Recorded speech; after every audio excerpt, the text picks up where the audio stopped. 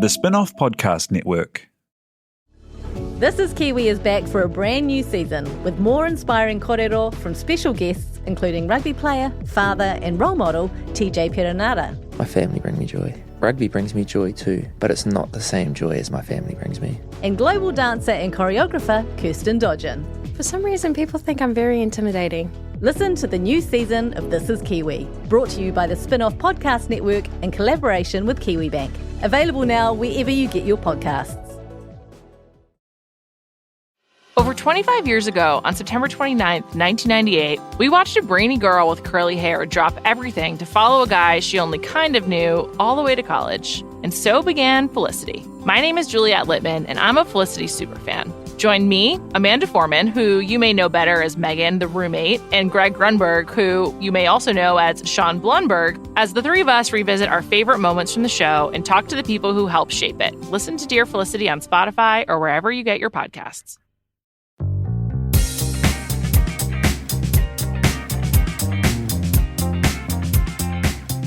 Well, kia ora, hello, and welcome to a very special episode of The Real Pod, Drag Race Down Under the Covers with Chris and Eli. It's possibly the longest name you can have. Yeah, but, it's like that Welsh town. But we can't sacrifice any part of it. No, every single word there is important, especially the with, because then people wouldn't know who was hosting the show. When did you watch the episode? I got a secret little... I got a screener. Yeah. But actually, amazingly, the result of the final lip sync was cut off. And what a place to be left, So you just watched the whole lip sync and then didn't find out the what whole happened? lip sync and then just thought, well, I'll make my mind up as to who went home. But then I rewatched the episode up on the big screen. What a delight. So much fun to watch. It was the full Drag Race experience. It was the full drag. And I actually got a bit, I had a goosebumps moment. Not R.L. Stein's goosebumps, but as in chills. Like an X Factor goosebumps. Watching it on the projector. I just recently watched the final of the US. Quick brag that Chris bought a projector. Thank you. Well, yeah, modern guy. Watching the US final, and then to kind of watch, this Australian New Zealand episode, and Rue's there, Michelle's there, and I was like, oh my god, it's happening. It's just kind of it is a bit surreal. I got teary watching our friend Reese Nicholson crack Michelle and Rue up. He was slaying. So here we are to recap the first episode, and we are on it. Oh, we got full to the brim with honor, dripping with honor. Dripping with honor to have an amazing first special guest to the show. Oh, you know it from House of Drag Season 2 or the documentary Framing Britney Spears, which I am saying, and I was there for the live performance they used. This is the wonderful Ms. Geena. Kia ora. Kia ora. You actually, Geena, have my favourite line in House of Drag. What is your favourite line? You come charging into a room and they're gossiping about something, and then you just go, what's the tea sauce? Fuck, that is some tea sauce. And the thickest Kiwi accent. And I was like, go off, I love it. Yeah. I almost wanted it on merch, but spelt phonetically, what's the toe sauce? It's funny, I wanted to do some merch with it, but Kmart already have a tea sis cup, and I was like, of course they Kmart. do. Damn it, I'm getting ahead of you. Yeah. I think as well an iconic reason Gina's on the show is because you won the comedy challenge. Acting challenge. Yes. And we did have a wee acting challenge in the first episode. Well, how do yes. What are look, the there's just so much to get into. I reckon the very first question, though, Geena, is when did you find out about? Because being a drag artist yourself, when did you find out about the show? What was your feeling? What was the ripples? What was the pulse in the drag community when news broke? Well, I think there were whispers during 2019, actually. Wow. Yeah, so it was as early as Pre-pandemic. then that there was going to be a Drag Race Australia, basically. Oh, and yes. so then, the pandemic kind of helped us here because, in a way, we got to film it here. And we got 3 on there. So, yeah. So it took a while, I think. And then, obviously, now it's called Down Under. So It's such an interesting... I feel like they've chosen the term Down Under to be they're not committing to saying whether they shot it in New Zealand or Australia. I don't think they want people to know, right? Yeah. It's in this and I don't think that helps the cause in terms of most of the world thinking that New Zealand and Australia are in fact the same country. The same place. And now it's it's ruined. And Michelle did say the drag here in Australasia. So she's used that as well. So it's kind of all right. great. But you see it creeping in. I think you can see the fact that they were in New Zealand creeping in. Like Rue saying kia ora, he's got the koru necklace on. I'm like, okay, we know He's who definitely he got the qualifications for the job.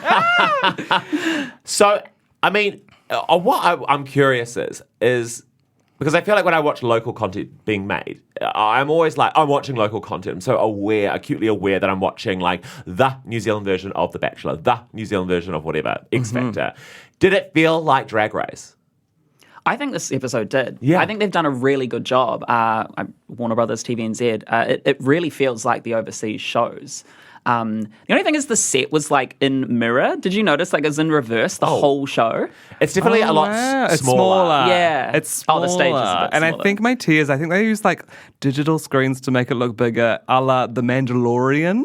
Oh, okay. So part of the love set is that. actually a digital screen. Oh, wow. That's what someone told me, but I can't see where that is because I'm blind to special effects. What I do know from like having friends in production on multiple shows around the country is like we are in short supply of studio space. Oh, yeah. Because we're filming everything here.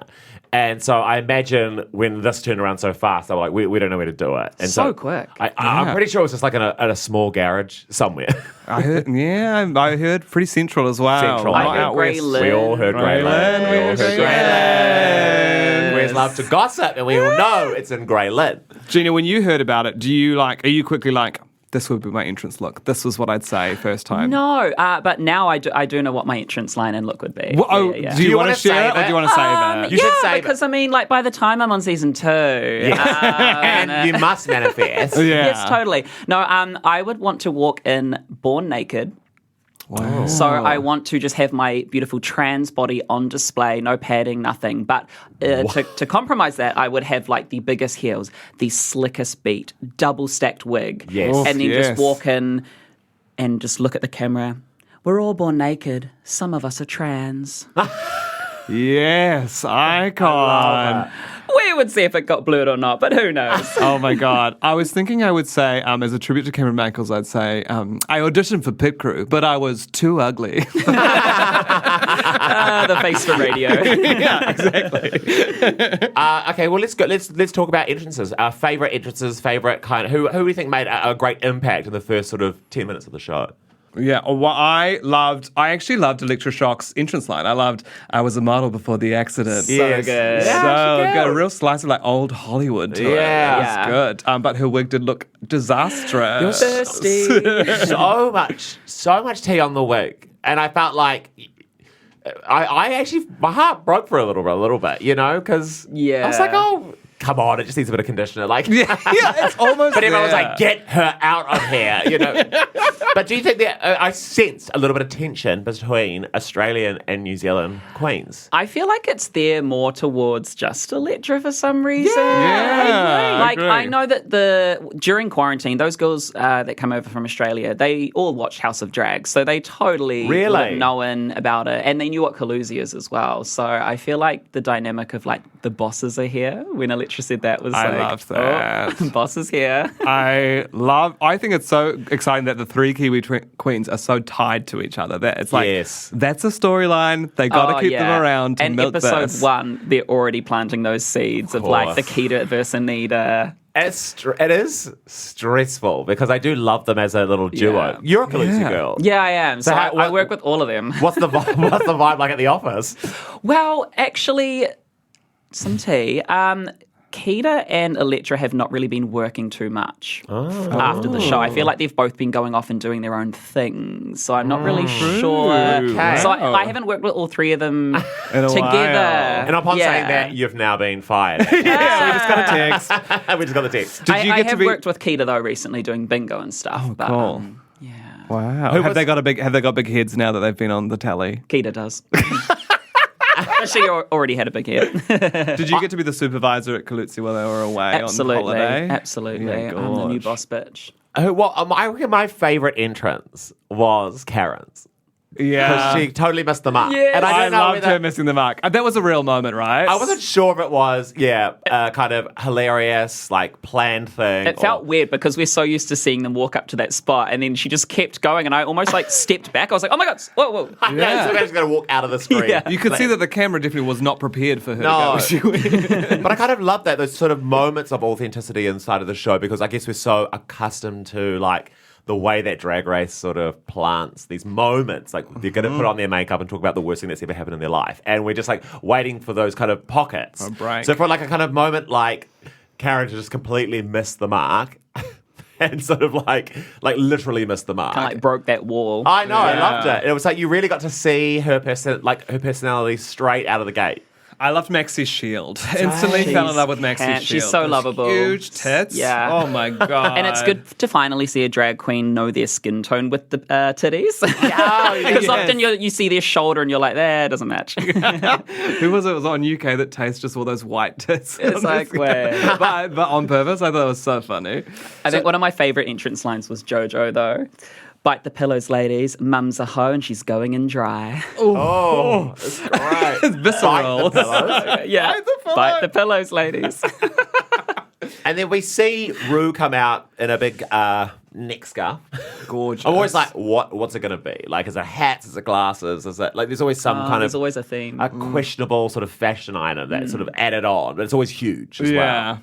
And you genuinely feel like You feel the visceral excitement of the yeah, queens. and I'm thrilled. There's a kind of a part of me that's watching it as like a New Zealander who's just like, I can't believe that Rue's here. Yeah. You know, like even though it was months ago. And Rue is such a big star that what I believe happens is they just like drive in there, turns up, does the job, leaves. So people don't really get to see him off outside of the cameras, right? So that excitement is genuine. It's the first time they're meeting him. I think Rue really likes to save everything for the camera, you know, like she said to Pearl, you know, nothing you say matters unless that camera is rolling.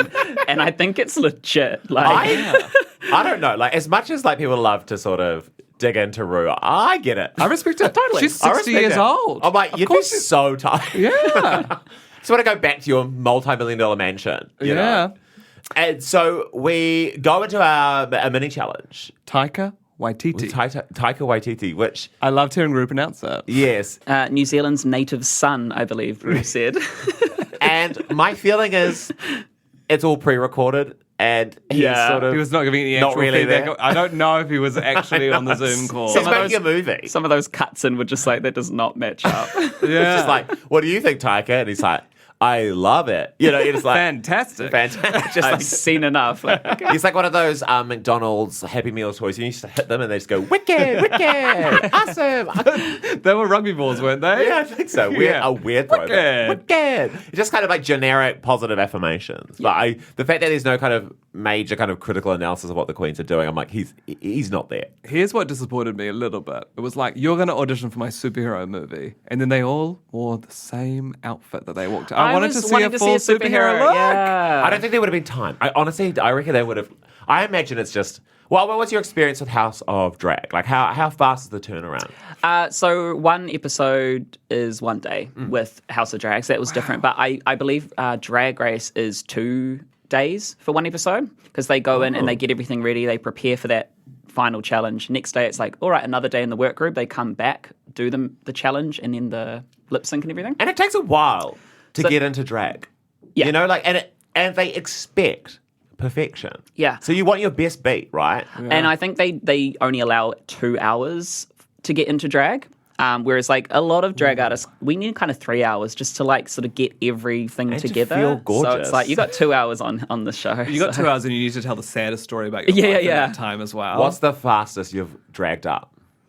Oh my gosh, so I got called into Caluzzi to do a drag brunch recently because someone pulled out last minute. Name and shame. Vanessa LaRue. Say their names. And that's what that statement's actually for. What it's about. Yeah, that's actually... drag queens have missed their gigs. Yes. And 45 minutes, but I look like fucking shit. Wow. You're like, no photos. No photos. There's also behind the scenes tea on this podcast. Geena messaged me last night to say, is the podcast being filmed? And I'm so glad you asked because we were in serious stage of you turning up in full drag. I was ready for the cameras. I was going to come audio. in. No, what are you talking about? Everyone listening? I'm in full drag right now. Imagine. It's ginormous work. It's actually touching the Double ceiling. stage. Correct. Yeah. Purple eyeshadow. She blinked, her eyelashes actually scratched me in the face. They're so big. So we're seeing an acting challenge. Who do we think kind of nails the challenge? Well, Electra, right, really does come I through did hard. think of her first. Yeah. And I thought before stepping into it, I was like, she's going to kill this. Yeah. Like, it's interesting Here's because... the thing about Electra as well. People know her as a dancer, but she's done some theatre as well. She does Night at the Queer every year with her little production company. And just commits. Yeah. Like, absolutely that commits. scream was like It was awesome. so good. It was like I wanted to rip the audio and like you could sell it to like movies. Like it just had so much texture to it and like on so many levels. It sounded like someone was being genuinely murdered. I gotta say, JoJo was also so funny in this. Yes. I'm so angry. That's where we got another favourite quote of mine. The pit crew, though, I'd like to colonise their colons. And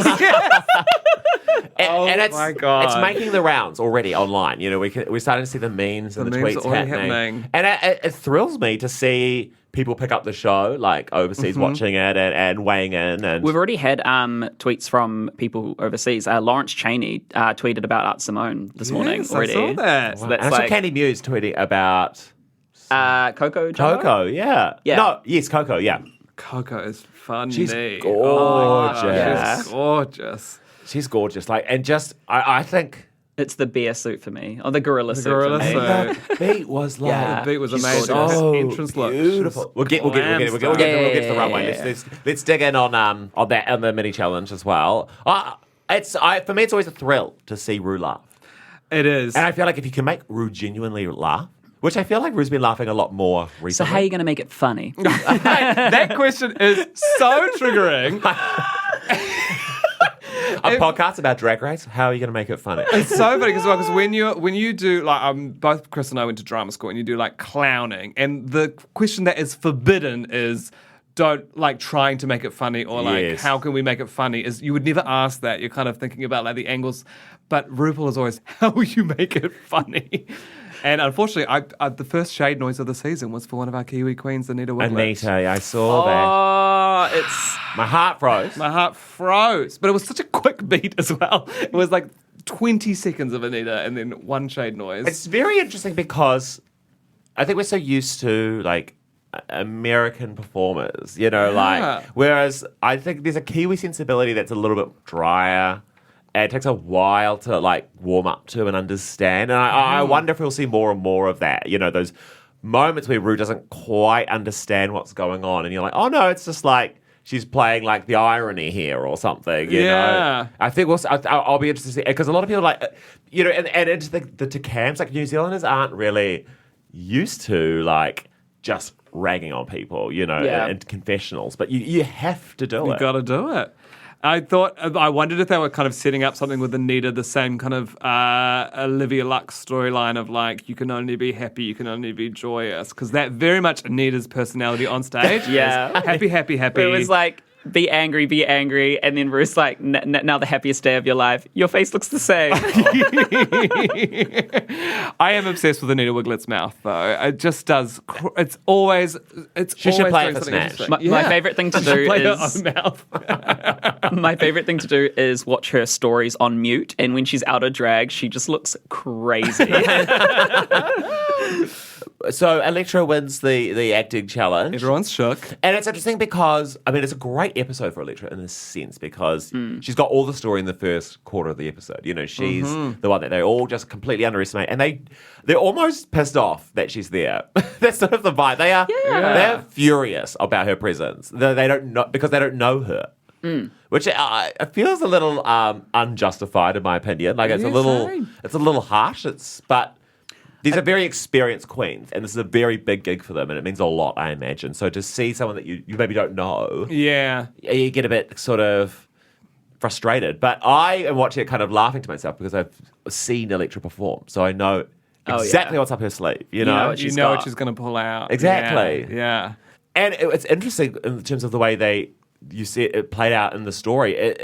It's JoJo who's probably the most sort of furious about Electra's presence. She's got the most to say, I feel. Definitely. Her confessionals seem very pointed. Great call. Before we talk about the runway, we're going to take a quick break for our sponsors to tell you about their products. Kia ora, Justin Giovanetti here, and I'm the political editor at The Spinoff. This podcast, like so much of the work we do at The Spinoff, is made possible by the support of our members. To find out more about The Spinoff members and how you can help us keep producing quality, independent journalism, visit members.thespinoff.co.nz and do it today. Okay, so we're back, and we're getting ready for the runway, which is always my favorite part of the episode. The process. Like I just like that's when Drag Race just really steps up a notch for me. It's such a build-up with these later seasons as well. Like, the runways are the biggest part of the episode sometimes. Yeah. Well, what's your favorite part about Drag Race? I love the main challenges. Okay, really? Yeah. Talking about runways, I feel like the runways, there's also that pressure to like have the most expensive, huge outfits, and like drag comes from this sort of like arts and craftsy type thing where you are just like throwing stuff together and hoping for the best. I agree with you there. I feel like sometimes when you watch it, you're thinking to yourself like, because I'm interested in seeing the drag artists and their kind of creativity, like the way they're able to kind of express themselves through their own artistry. And sometimes it's amazing to be like, I think you've like got amazing taste and great access to good designers, and you've been able to you've been able to kind of produce a look. But I'm also always impressed by a queen who can actually construct their looks. You know? I want a sewing challenge every season. I always feel like it should kick off with that. Yeah. Because the one thing about this week's episode is I was like, to be fair, the queens who were rich did well, and the queens who had less money didn't do as well, and that literally is how it played out. That's the thing with Electra. So Electra makes all of her own outfits. So I feel like the queens are sort of coming for her for not having those looks, and it's because, she wants to make them herself. Yeah. So. And that's real artistry. Oh, I hope there's a sewing challenge. I really yes. And which challenge, apart from sewing, which would you be most excited to do if you were on the show? Definitely like an acting challenge. Yeah. I love just like letting go. Yes, you know, where I played a little robot. I just love letting go. So those are my favorite ones.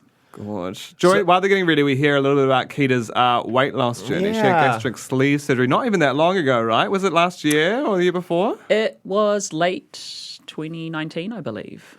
And it's a lot. There seems to be a bit of, not only held by Keita, but a few of the queens, about a bit of sort of nervousness around the first runway look, which is Born Naked. Which obviously, Geena, we already know you would not have any trouble with. You would be doing Born Naked before it was a required assignment. Again, okay, absolutely. I like the idea of like, if that was my first look, I'd be walking in as a blank canvas as well. With no pressure. Because you don't get judged on your entrance look, really. No, So I'd be like, get ready. You may as well do something that's free, doll. Which is your... Because if I'm buying all these looks, like I kind of save the money for the actual runways. Exactly. And you get maximum impact, and it's the cheapest look. Yeah. So we've got Born Naked, and then the second theme, Hometown Hero or something. Hometown Hero, is that what it is? Is that what it's called? Hometown something. It's Hometown. I guess I'm looking at specifically. Hometown not just Glory like... Adele. Do you know, Geena, when you hear those categories, do you know what you would want to do for those looks? I'll just reuse the Born Naked one. No. Hometown, I was tossing up between, because I was born in Gisborne, so I could do, it's like first to see the sun, so I could maybe have sort of some like sunrise reveal there. Wow, that's gorgeous. That's just kind of what popped out to me. Or you could do like full R&B. Do you know I've never been to R&B? I'm far too queer for that. The look is just one crushed Pals cat. I just come out as like a broken tent. I was nervous about both runways, the ball. I just thought, this would be really interesting to be able to tell who's got the money, or like, are we able to deliver on that kind of like global drag race level, or a gag, you know? And it's just gone up and up and up. Yeah, it's crazy. You're basically waiting for a queen just to walk out and like shoot a firework out of her ass. Chris, you're from Christchurch. What would you do for your hometown Christchurch or Tatahi look? Oh my gosh. I'd be that. Who's going to be the wizard? No, I'd be in one of those big colonial dresses with the fudge sample. Fudge Bailey's fudge. I'd be the tram. Gorgeous, iconic. Gorgeous I'd be tram. that big fern Oh, the cone. chalice. The It's called the chalice. chalice. It's the chalice. But I was surprised. I was like, there was multiple looks where I was like, yes, like they loving really it. went all out. I think my favorite look was definitely et cetera, showing their non-binary finery body off. Yes. So sick. Gorgeous. So beautifully put together, quite editorial, and just really refined, I thought, as well. Yeah, that was awesome. I thought Scarlett coming in with the like full realistic bodysuit vibe was kind of like not the gag. I don't know. Yeah, It was I feel cool, like but it's just like a cop-out way of... Like, it's a bit almost too literal. I found it too couldn't literal. work it out. And those are expensive. I looked on my AliExpress. Is it it's full body? Yeah. So, and it must be so heavy because it'd be made out of like, what is it? Silicone, yeah. And you must just have to sort of slide yourself into it. And then it sort of started to rip. And like, I was that talking to cheap- the production assistant who was there when it wrapped, and apparently it was a terrifying moment. It looked like that terrible like plastic cheese. You know when you Oh, yeah. fold it over and it yes. slowly begins to rip along. And I was like, cheese. but it was sort of hard to comprehend what was going on. How did she recover? What did she do? I think she just ended up stitching up the side, but I don't think she tried to cover the back with material. I literally straight away was like, get crafty and turn it into a gash. Just go get some red paint or 100%. something and just be like, oh, it's a gash. I was like, more rips. Yeah. Like, use the rips. Begin to go with rip that. it all up. Rip it all up. But she kind of commits a sort of Frankenstein monsters and just sort of stitches her up. Yeah. So we see... it was nice seeing Keita. She looked pretty confident out there. I love those little Yeah. pink baubles. The little yeah, pink it was bauble cute. look. It was a great look. It was very kind of like, I don't know, Great Gatsby kind of, I don't know, fun. I'm definitely keeping an eye on the New Zealand queens more than the Australian queens. Just Same, because I'm like, absolutely. whoa, I'm Totally. thinking Yeah. through. We're rooting for you!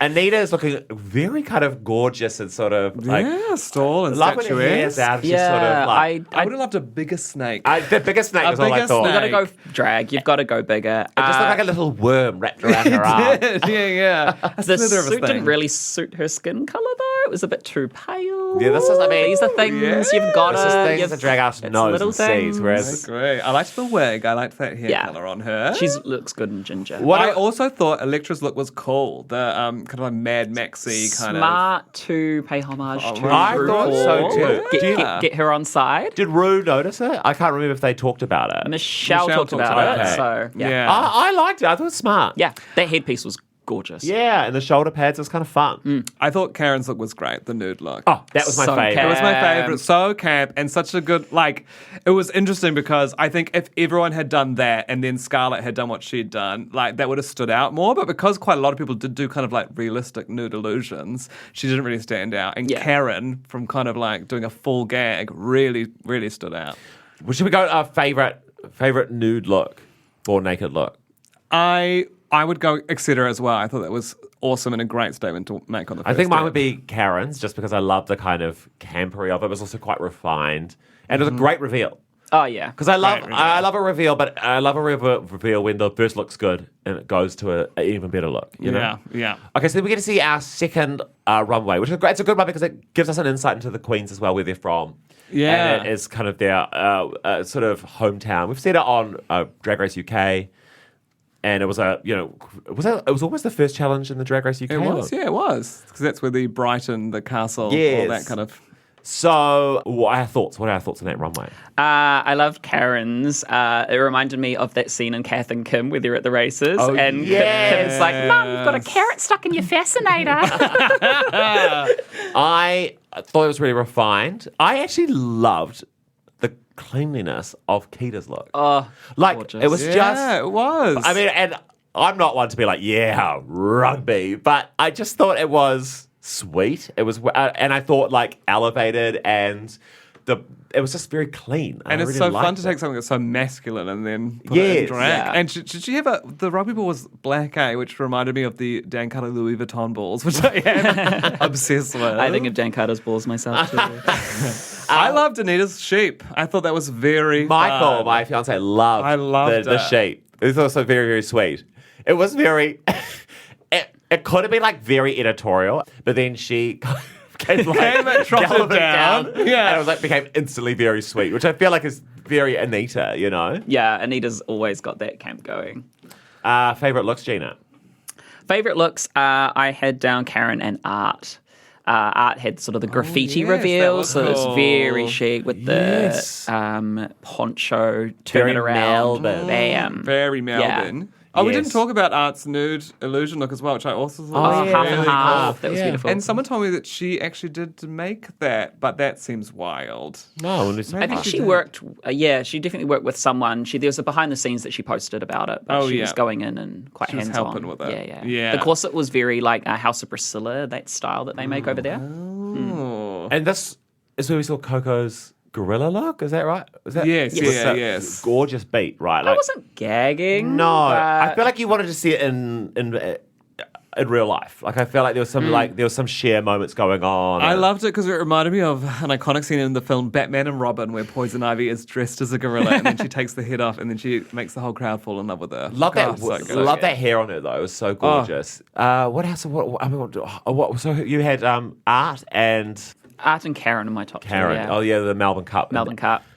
She sold that runway. She sold it. was Yeah. gorgeous. Toilet paper stuck on the shoe. Yeah. And it's interesting because I feel like Michelle and Rue don't have a like lexicon of like references. What these references are. So for them to kind of get it, it's iconic. And that means that's sort of smart thinking in terms of like, I feel like Michelle's done her homework quite a bit. Like she's very interactive on Twitter while she was here with fans, replying and stuff. So I feel like she was trying to figure out like what she we're actually about. loved L&P.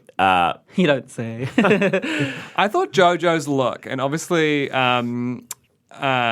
she goes home, spoiler. So there were these messy parts of it, but I was like, this is conceptually an amazing look, and she's done all the work herself.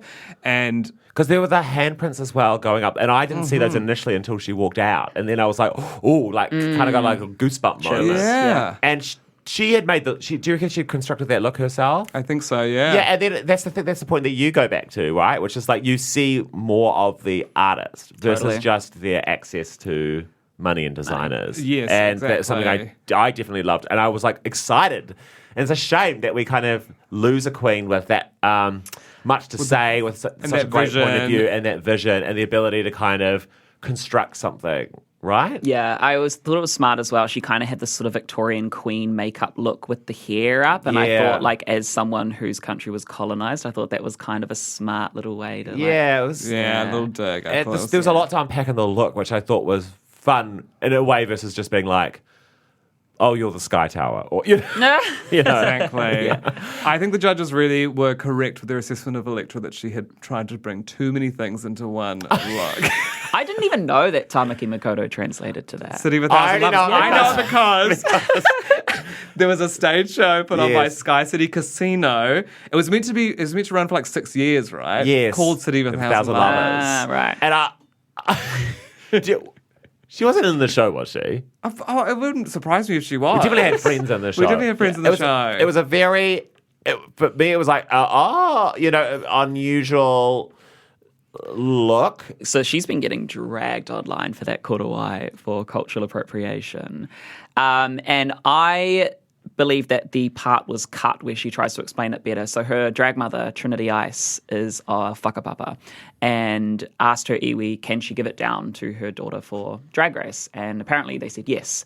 So Right. Oh, a little backstory there, but I did definitely go like, oh, what's going on here? Yeah.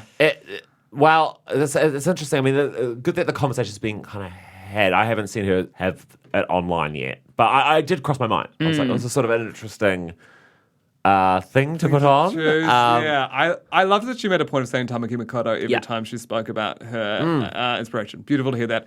Would have loved to see a Māori queen on the show. Yeah.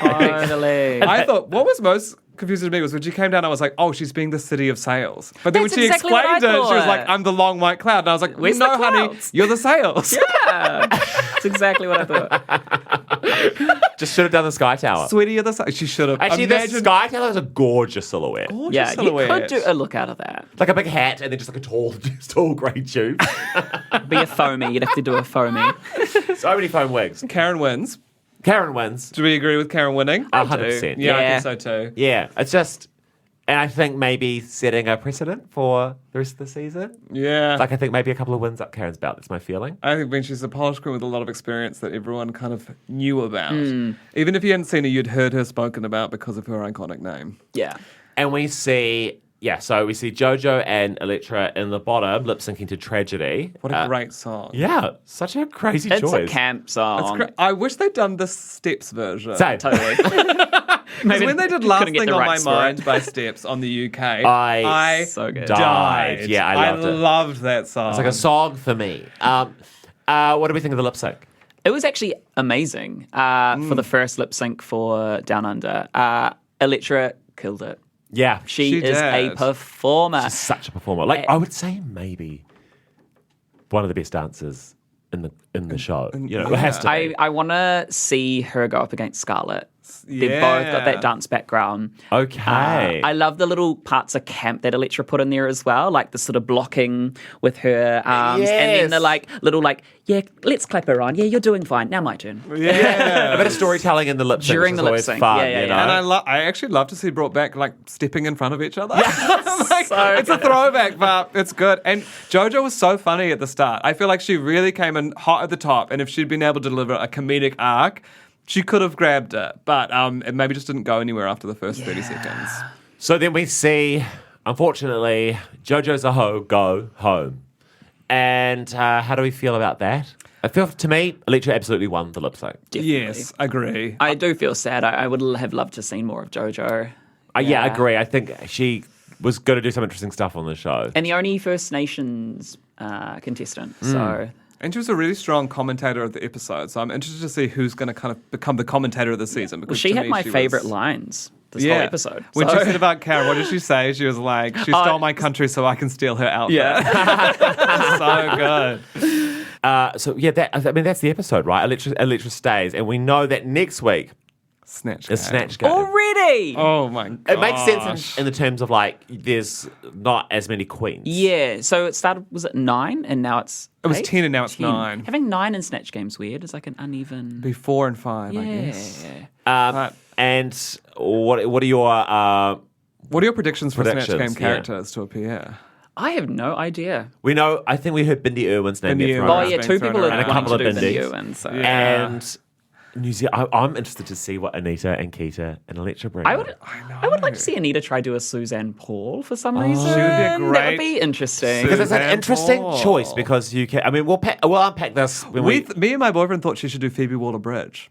Because Yes. she looks exactly like Phoebe Waller-Bridge. Yes, it would be better. It would be interesting to kind of go, kind of more like an accessible celebrity that everyone understands. But then it's also smart to pick something local Specific that and local. your audience who are watching it also understand. So I think it's a bit of a gamble, and I think that'll Suzanne be Paul is a great pick because everyone can get what the joke is instantly. The Yes. joke is she's advertising thousands of everything. luminospheres. Yeah. Gina, an honour to have you Thank you in so our much. workroom It's been today. a dream come true to work with you two. Oh well, we'll make it a thing. Gina, where can people follow you on Instagram and Twitter? You can find me Miss Geena X across all social media because Miss Geena was taken. So, I can't get that verified, but I like the not X. famous enough. Yeah. And I mean, any last words of wisdom or thoughts or feelings? No, you said it all. Don't fuck it up, Kiwis. Come on, I'm so glad a Kiwi didn't go home first. Yeah, I know. What a win! What a win! Yes. And now we have an exclusive little chat with the first eliminee from Drag Race Down Under, the amazing Jojo Zaho. Jojo Zaho, thank you so much for joining us while you get your makeup on. 8:30 on a Monday, I believe, in Australia. We're on a Zoom call watching you put on your eyelashes, and it's honestly, I can't take my eyes away. It's so amazing to watch. How are you feeling? Good. Absolutely amazing. Like, even though going home first, I'm just like on cloud 9 and like the love and support and everything's just been so great. I really have no complaints. Well, that's an amazing way to start. And I do feel like you had an amazing episode. In my opinion, one of the best entrance looks. Also, got some of the best lines out in the commentary. Also, you were definitely RuPaul's favourite drag name, don't you reckon? Oh, absolutely. I'm so glad she got it. And she liked to remind people that I'm a hoe. Yeah, she really did. How has the response been since the premiere of the episode for you? Absolutely overwhelming. It's all been positive. You know, obviously there are a few negative comments. I don't focus on them, but there's just been so much love pouring in and support, and it's just been so beautiful to see and read. Like there's you just get messages like, I love what you did. You know, I see myself in you. And it's just beautiful. Because it's amazing to think that this show, it has a global platform, and there are so many Drag Race fans globally who are waiting with bated breath to kind of watch the episode. Oh, yeah. And it must just open you up to the entire world. I mean, have you been surprised at how far sort of the episode has reached globally? Like I know it's globally and I know it's watched on a global level, but at the same time, it's still like when I get messages like "love you from Brazil" and "hi from Ireland," it's like, oh my god, yeah, okay, no, this is it's worldwide. I forgot about that. Let's get those vaccines out and get you traveling. yes, update my passport. We got to ask you, because you have gone home iconically just before Snatch Game, the all-important challenge. What were you planning to do for the Snatch? I was going to throw in a curveball and do Ernie Dingo. We are New Zealanders who do not know who Ernie Dingo is. So Ernie Dingo is like the blackfella David Attenborough mixed with like, I don't know, he does everything. He does like travel shows. He's done sketch shows. Amazing. He's just hilarious. And yeah. I was so looking forward to doing him. It's just so much fun to have. And because he's gotten older and as people get older, they tend to care less. So they're a lot more cheeky with, oh, bugger off kind of attitude. So I was looking forward to having a lot of fun with that one. Because the turnaround from finding out that you were cast in the season to being then flown to New Zealand, I imagine then being cooped up in a hotel for 14 days and then suddenly filming in front of RuPaul and Michelle and Reese and everyone. It was quite fast, wasn't it? It was. We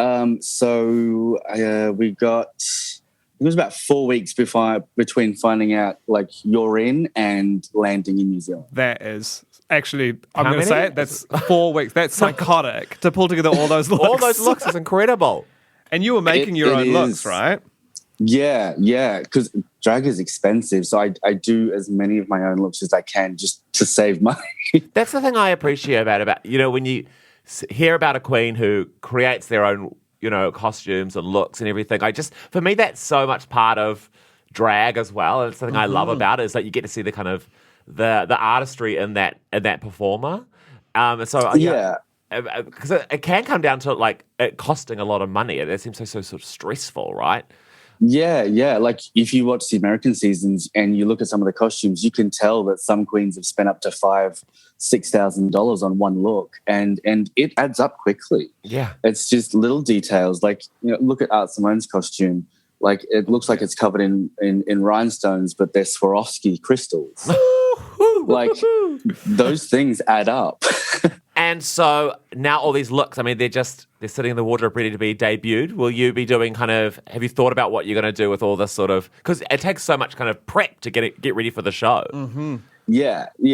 And I can't wait to show them off. And it's one of those things like, okay, well, now I can still showcase what I was going to wear. It keeps content coming out, and now I finally get to wear them. They've been sitting in boxes in my drag room for like 3 months now. Oh, wow. So I'm like, I can finally wear them now because I've got all this new stuff, but I just can't wear it until it's time for it to be shown. It's such an important part. Like I found it with this last season of the US one, Kimora Hall, who iconically also went home first, but was incredible. Yeah. And every week she was posting the looks she was going to wear. And I was like, seeing these looks is almost as good as the real episode. Well, yeah. And that's what's so great about it is, okay, you might not get to show all your looks on the main stage, but you still get to show them and you still get a global reach with them. Jojo, now that you're post Drag Race, and this is obviously a launching pad for everyone on it, what does your career look like? If someone comes and sees a Jojo's a Host show, what are they going to see? And you have to call it a Jojo's a Host show. Oh, yes, definitely. So you're going to see just a lot of camp, comedy, fun, very like, I guess you could call it like dinner theatre, tongue-in-cheek. I swear a lot. Probably more than I should. I think all New Zealanders and Australians do. Yeah. But yeah, just overall a lot of fun camp comedy. And, you know, maybe after a few lessons, you'll see me do a split.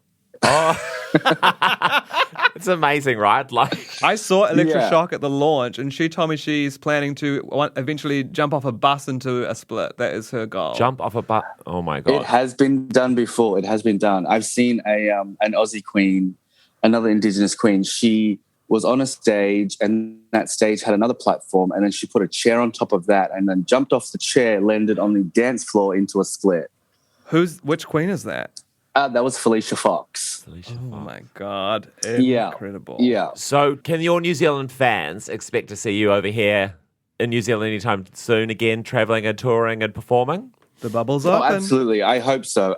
Even if it's not touring, I genuinely love New Zealand. I've been twice now. And it's beautiful, and it's a lot bigger than everyone actually thinks. Like, it's not a small little country. It's not Tasmania. It's so beautiful. It's so green, and everyone's so lovely. Like, and the New Zealand men. Thank you. And we are going to assume you're talking about these two podcast hosts you're talking about. Absolutely. Absolutely. It might be breakfast time, but I'm ready for a buffet. It's 8:30. You're getting ready for drag. You've got a big day ahead of you. I do. I've got a huge day ahead of me, and I'm so pumped for it. Like, there's so much going on. It's a very busy day. I think I finally finish, and we'll get home at like 7:00 tonight. Thank you so much for joining us, Jojo. You're an icon. We loved you on the show. Everything you said was an instant meme. Yeah. I know. Memeable queen. We love to see it. Yeah. Thanks so much for That was my only goal, just to become a meme. Well, congratulations, because honestly, to be picked on for the first season on a show of that caliber, and then to make such an impact on the show and to go in with, your whole heart and to make, amazing statements on the show and not shy away. Like, I think you've done yourself proud and done a lot of people proud as well. Like, it is and it's hard out there. I think a lot of people underestimate what it takes, to get out there and perform. And we adored watching you on the show. We love you, Jojo. Oh, thank you. Love you guys. Oh, so sweet. All right. Thank you so much for chatting to us. Yes, and good luck for your whole day. No, my pleasure. Thank you. It's going to be a big one. Take care of yourself. Self-care. Bye, darlings. See ya. Thanks so much for listening to The Real Pod Drag Race Down Under the Covers with Chris and Eli. We've loved having you here, and also come and see our comedy festival shows. They're on at the moment. What a plug. I love that. We're busy boys. We're busy boys.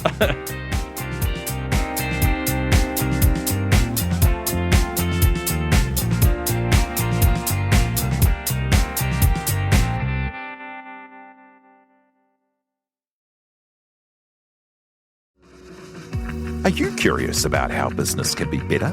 I'm Simon Pound, and I host Business is Boring, a podcast where I kōrero with some of the most interesting people in entrepreneurship, commerce, and making things happen. Tune in to Business is Boring every Tuesday, brought to you by the Spin-Off Podcast Network in partnership with Spark Business Lab. Kia ora e te iwi, Te Aihe Butler here, podcast manager at The Spin-Off. If you enjoy listening to our podcasts, consider supporting our mahi by signing up to become a Spin-Off member at thespinoff.co.nz/donate. The Spin-Off Podcast Network.